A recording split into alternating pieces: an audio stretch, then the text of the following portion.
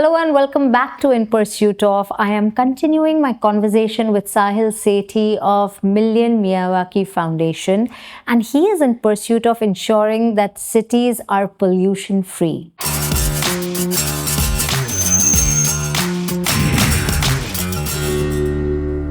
So Sahil, welcome back, and tell me, what is it that inspired you to join this and start this? I grew up in Delhi, but because of my parents' work, we shifted to London 2001. And I ended up doing my 12th, 11th, 12th from there and did my college degree there also.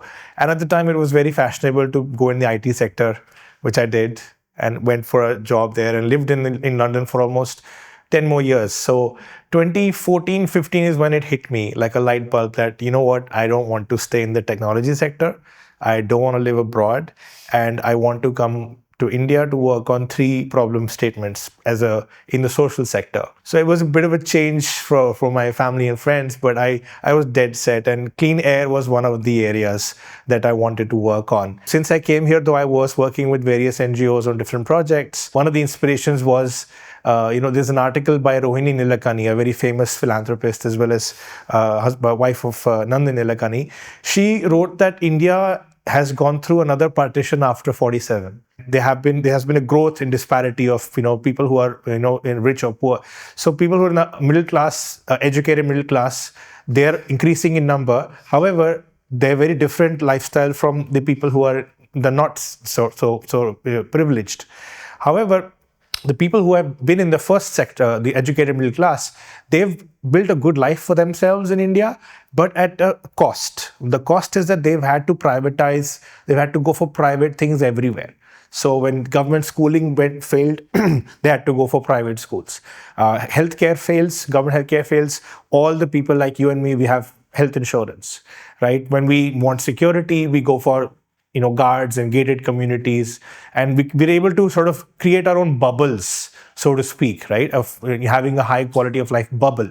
Right. But things like dengue, things like COVID and pollution, they have proven that you cannot bubbleify air. You can't have your own private air. Yes, you might be able to get purifiers in your house, but at some point you have to step out. So because of problems like these, Rohini said that it'll have to come to a time where people who are from the educated middle class, if they don't take charge or if they don't get involved in improving quality of life for everyone, because they seem to have the agency to do it. The person who is unfortunately not very economically sound, their day is completely built on need to just get the earning for the day. So in 2022, 23, I ran into a few such people who were very inspiring. 2 of them are now my co-founders in this initiative. They have restored 9,000 water bodies in India in 9 states in just 6 years. Wow. Purely by doing a similar campaign of connecting communities who need the help, connecting communities who are willing to help, and finding corporates or government partners to try and create that atmosphere where they can facilitate a large scale change.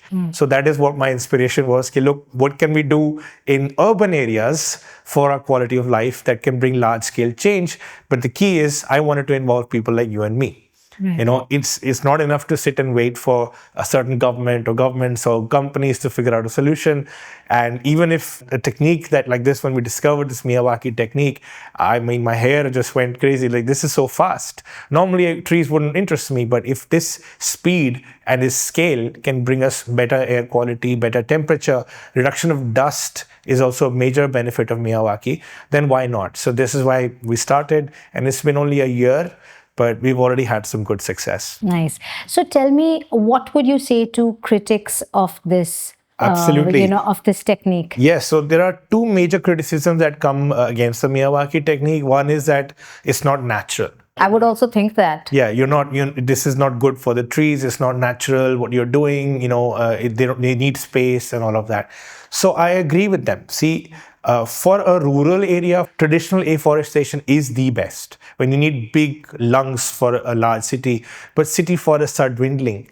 right? And green cover outside the city is great, but green cover in the city is temporary, and all these plantings that happen, they don't survive. So for them, I definitely say, look, it may not be natural, but it's effective. It's essentially a solution, and at least the trees are surviving. You have survival and you have a thriving ecosystem. The only thing is it's in a shorter space. So, what are the pitfalls of this technique? There have been no documented pitfalls whatsoever. Like I said, For the longer term, there are no documented. None that we are aware of. So again, people are afraid that you're housing reptiles in a forest, and they might come out and stuff. But like I said, it's been a very closed ecosystem. Every ecosystem we have seen in these plantations are always in dead spaces, in untouched areas of a campus. So there have been nothing negative so far. Lastly, what's actually happening is more birds and more insects are coming, and more animals are coming. So it's actually helping that ecosystem even more. I would say that. But yeah, in terms of the criticism about it not being natural or being not great for trees, I disagree. It has helped.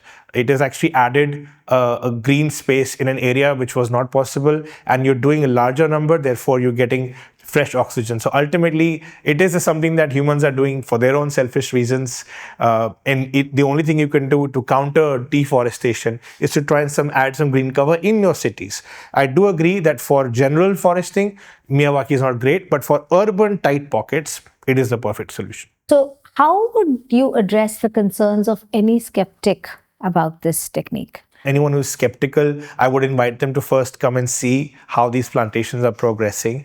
And even though these are just young forests, we don't have any sensors which can show you what happens, but we definitely want to have people come and evaluate and interview the locals where we plant. Okay, look, if we are able to do 1 million of such trees in such pockets, and then if we're able to see some reduction in dust levels, temperature levels, and localized pollution, that's good enough for me. In the long term, just like, the Indira Gandhi Nahar in Rajasthan, it created like an entire climate change issue. You know that, right? So there are green spaces and fields where there used to be desert, right? And it's created an entire change in the climate ecosystem. I see. So what I'm trying to say is that there will be people in the shorter term. Yes, these will be shorter term, means in the next 5 years, maybe there will be a change in the pollution levels, but it can also create changes in the longer term. Right. And that is something that, I'm sure climate change experts or climate experts would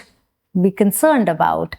And this is something to think about. We always are open to dialogue, and we're always open to exploring solutions which can help us with our goal of particularly trying to make air a little fresher. There are many more things that can be done to reduce pollution at a larger level, and some of those things are, for example, garbage waste disposal, how it's badly disposed. It's almost 20% of our air is because of poor waste disposal. So those things, I remember we started to do work on that as well, but we were not able to mobilize the kind of effort that's needed. Such things are definitely left for governments to do. But we feel, look, as a citizen, what can I do within my power? We feel that wherever there has been dead space or barren areas in a city, if you're able to put green cover in a barren area in a city, you're not doing any harm. When you go to a school or when you go to an RWA, what are the common misconceptions that people have about Miyawaki? No, that's a very good question. Like, people are not aware of the technique and the technology involved, and what is the thing involved with it. Even we were not sure once we learned it was very apparent.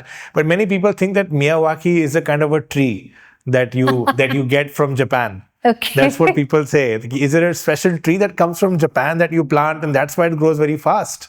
We say no, we use only local trees. We have shetut, we have anar, sometimes we use amaltas and a few other, there's a combination of 4 layers actually. We have shrubs, subtree, tree, and then canopy. Imli as well we use. So these are all local trees that we use, and we procure the saplings also locally from nurseries.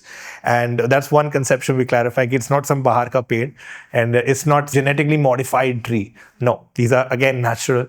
It's just the way that Professor Miyawaki developed the idea through experiments. That is proven that in a small space, just by that little proximity and the soil treatment, you can get results as long as you look after it. So these are the 2 misconceptions. Another misconception people have is that it'll grow into my boundary wall, or it'll go into that space. So in many cases we give that much margin, but in some cases when people are insistent, there's a technology which lets you put metal surroundings near to the forest so it doesn't interfere with your area. The last concern people have is ki array, this will go deeper, but it doesn't. Only 5 feet is the depth we need. So far so good. Very nice. So what kind of partnerships and collaborations do you generally seek when you are doing this? All kinds, actually. We see it as a movement. It's something that we feel that it's for the people, therefore it should be run by as many people as possible. So the major collaborations we look for is people who can find us some land, or some owners of land who can say, look, use our campus. So far what's worked very well for us is that Delhi government issued an order even on their website for all schools of Delhi to try and grow at least 300 plants a year using the Miyawaki technique. So we've done a pilot with almost 20-30 such schools, government schools or private schools in Delhi and Gurgaon. And we've been able to find a collaboration where they provide the land and the staff. Then we're able to raise funds through the community, through individual crowd fundraising, or families. Sometimes families donate money for a good cause like this. Instead of donating for a park bench, they felt, okay, let's do this for a Miyawaki plantation. So we've been hosting those families and marrying them with other people who provide the land. In many cases, people have said, hey, let me check with my company. And many companies have CSR budgets or ESG budgets now, where they want to actually at least have their investors, or they have government-facing liabilities where they are supposed to give back to the community. And we show them a pathway that, look, if you provide your funds in this direction, we can ensure that we have larger green cover. So that has been very successful. Another collaboration we've been seeking for is eco clubs in schools. We've been doing regular workshops in the schools where we planted. It's not good enough to just plant a few trees and leave, right? You have to educate the children around it. And whenever we've held any planting events, we've invited parents, we've invited people from the local area, educating them, this is what we're doing for air quality. And then we all make them sign up. We call them Miyawaki warriors. Wow. We say, look, this is a fight against pollution. If you don't get involved in this, nothing's going to happen. So people come on their own, where they try to provide access to land, or they find us a way to raise funds. My favorite story is one of the entrepreneurs called Young Indians in Delhi. They decided to do their own crowdfunding, and they ran a whole campaign for it, and they said we did a great event for them. And the last thing I wanted to say is one of the collaborative things that's happening is a couple of NGOs who work in the environment sector, they're providing us education material, written material, which we can circulate to the schools. So I think once you start doing something, people just bring their weight into it. Lovely, very nice. What would you like to say to our audience, how can they get involved? Yes, absolutely. So the first thing is, the best thing they can do is contact us, get in touch with on our website, our email address, our phone numbers. It's all public. They should first come and understand what it is that's happening. We do as many planting days as possible, and we host them. So they should come and actually plant a few trees on their own to understand first what's going on, why, and then figure out where they can help. We always need volunteers who can do outreach for us, whether offline or online. We want people to find us more schools where many private schools are needed in this effort as well, not just government schools. Lastly, we need companies. We need companies who can come forward and say, look, we want to make a large scale impact also, and see where we can go with this. 100%. Majorly, we want people to talk to us, and we are looking to host a series of Zoom calls as well for the public in the next few months, where we want to educate people. Okay, look, there are ways. And lastly, if people think that there are even better ways to reduce pollution, all ears. Lovely. Yeah. Thank you so much, Sahil. Great, thank you. Pleasure talking to you. I love your enthusiasm. Thank you. The pleasure has been mine. I really appreciate this platform. My pleasure. And excellent enthusiasm. Thank you. And it's great that you're able to involve so many people into what you're doing. Yes. All the best. Thank you so much.